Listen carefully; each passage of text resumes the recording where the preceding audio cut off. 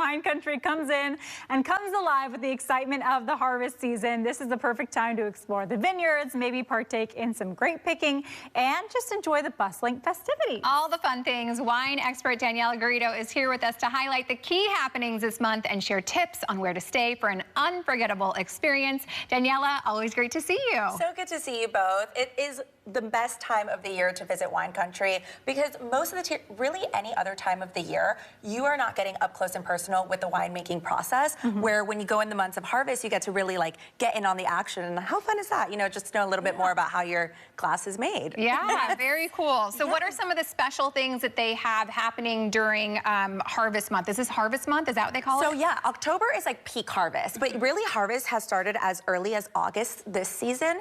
So it's been happening for like the last 2 months, but this is like peak harvest season. So the best thing to do, I think, is to either go grape picking or grape stomping. Now, grape stomping is not going to end up in your bottle, but it is a really fun activity to do. And so I actually got to do this at Gurgitch Hills Estate over in Napa Valley, and I poured you their Chardonnay. I was going to pour you their Cabernet, but it was so hot outside, and I'm like, you girls need some Chardonnay today. Go for the light. Yes, and the best part about grape stomping is that you really get to see like just how much those grapes need to be pressed down in order to just create like a couple inches or ounces of wine. So can anyone like sign up with the vineyards to do this? Yeah, so Napa Valley Wine, have you been on it yet? I haven't been on it, have you? No. So they also have a stop at Gurgitch Hills Estate, so I would recommend that option. But also, if you're a wine club member at Gurgitch, you get this experience. You just kind of have to call ahead and be like, hey, I want to do it. My boyfriend's actually been a wine club member there for 10 years now, because they are iconic from the Judgment of Paris. Do you know a little bit about that? But basically, it was when the French wines were judged against California wines, and Mike Gurgitch, his Chardonnay won against French wines. And that was a really big deal. So that was a huge deal, the Judgment of Paris. So they're iconic, to say the least. Cheers. So that's delicious. What is the end that people can do that? How long can people do that until? So grape stomping, I believe, is only happening until the end of October. Yeah, you could have done it last month, I think, for like the end of the month, but I think it's just till the end of October. So you gotta go while you can. What do we have here? I see bubbles and I'm picking them right up. I know, it's been out here. This is for you. It's been a while since I've brought you bubbles, but Jay Vineyards is known and very passionate about their sparkling wine program. They even have a bubble room. And so right now they're actually doing their Shifting of the Lens series, which is an award-winning culinary program.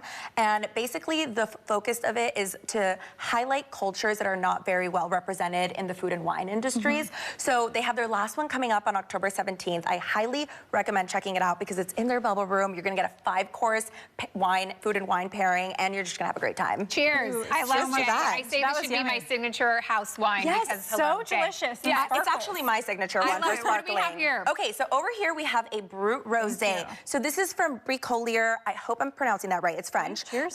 Vineyards, and they actually just had their harvest party this weekend. But what I love about this family-owned winery is that they quite literally fly by the seat of their pants. So Bricolier actually stands in French. It means making do with what you have.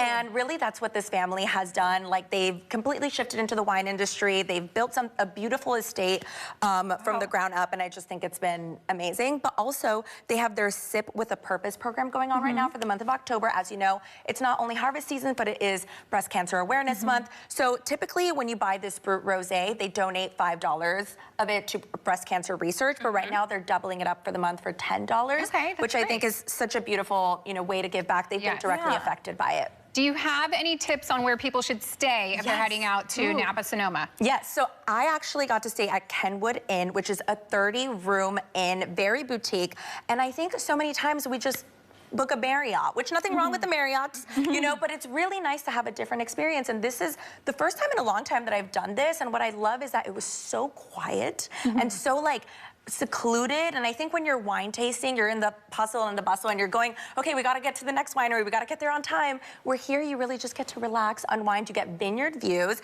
and every single day, Monday through Sunday, they have a different winery come in and pour for an hour. So you get to test a bunch of different wineries in the area. So fun. What a good idea. Yeah, Daniela, thank you so much for all of these experiences. This is a lot of fun that people can have out in the vineyards for harvest season. Appreciate it. Let's do one last cheers. Cheers. We always got to end with the cheers. Cheers.